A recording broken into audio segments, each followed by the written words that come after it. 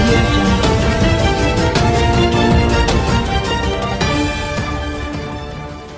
పిల్లలు క్రిస్టియన్ మతస్థులు,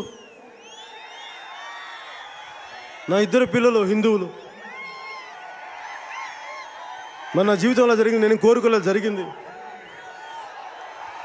నేను ప్లాన్ చేయలేదు, జరిగినాయి. అంటే అది నేను అనుకుంటాను, ఏదో ఒక చిన్న కానిస్టేబుల్ కొడుకుని ఎక్కడ మా అమ్మాయి పొద్దున కూడా ఈ సభకు రావాలంటే కడుపు తిప్పేస్తూ ఉంది. ఏం మాట్లాడాలి, ఏం చేయాలి?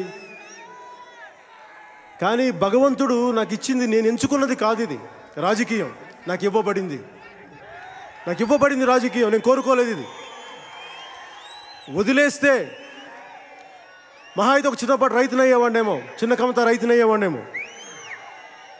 కానీ భగవంతుడు ఇంతమంది, ఇన్ని కోట్ల మంది ప్రజల అభిమానం ఇచ్చాడు, ఇంతమంది ప్రేమాభిమానాలు ఇచ్చాడు. అంటే దీనికి ఏదో ఒక ఉద్దేశం ఉండాలి. అదేదో నేను తినడానికో తిరగడానికో కాదు. నాకు ఇంత పేరు, ఇంత ప్రఖ్యాతులు, ఇంత డబ్బు ఇచ్చింది మీకు సేవ చేయడానికి ఉంటుంది. అందుకే నాకు సుఖం లేదు. విదేశాలకు వెళ్ళినా, ఖరీదైన హోటల్లో కూర్చున్నా ఏదో తప్పు చేసిన వాళ్ళలాగా ఉంటుంది జీవితం. ఎప్పుడు మార్బుల్ ఫ్లోరింగ్ ఉన్న ఇంటి మీదకి వెళ్ళాలంటే ఏదో తప్పుగా ఉంటుంది. తప్పు చేస్తున్నాను అనిపిస్తే ఏంటో తెలీదు. కానీ నేను వీటన్నింటి తప్పించుకోలేను. కానీ నేను చెప్తున్నది ఏంటంటే, నేను మీకు ఎక్కడ ఉన్నా కానీ పవన్ కళ్యాణ్ గుండె మీకోసం కొట్టుకుంటుంది.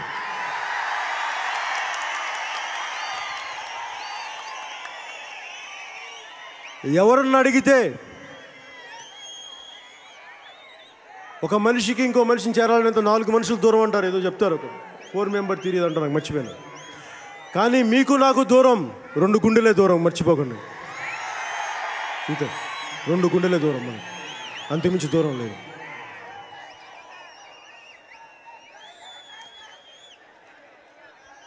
అలాగే ఇందాక ముస్లిం మతస్థుల గురించి మాట్లాడుతున్నాను. ముస్లిం యువతకి, నేను ఇక్కడ విజయవాడలో ఉంటాను, అమరావతిలో ఉంటాను, ఇల్లు కూడా ప్రారంభించాను ఇక్కడ మంగళగిరిలో, మా నాన్న పనిచేసిన చోట్న. ఇక్కడ ఆఫీస్కి వస్తాను, జనసేన పార్టీ ఆఫీస్కి.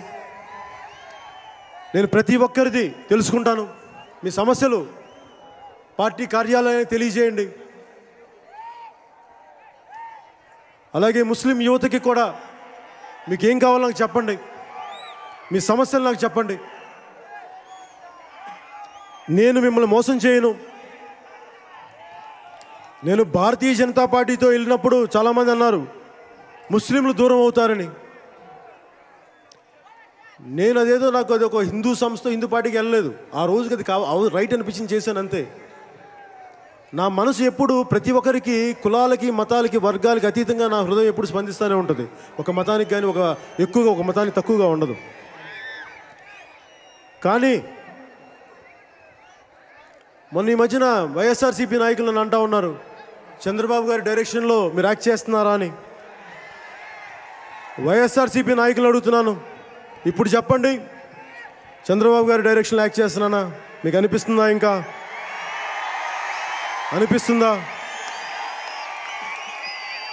ఒక్కసారి జగన్మోహన్ రెడ్డి గారు చెప్పండి. అలాంటప్పుడు జగన్మోహన్ రెడ్డి గారికి నేను మొన్న అన్నాను, మీరు మోడీ గారి దర్శకత్వంలో వహిస్తున్నారా అండి అని.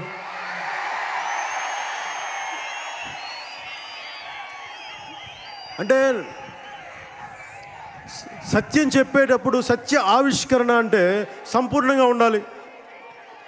అధికార పక్షం తప్పు ఉంటుంది, మంచి ఉంటుంది, ప్రతిపక్షం మంచి ఉంటుంది, ప్రతిపక్షం చెడు ఉంటుంది. పవన్ కళ్యాణ్ మంచి చేసేవి ఉంటాయి,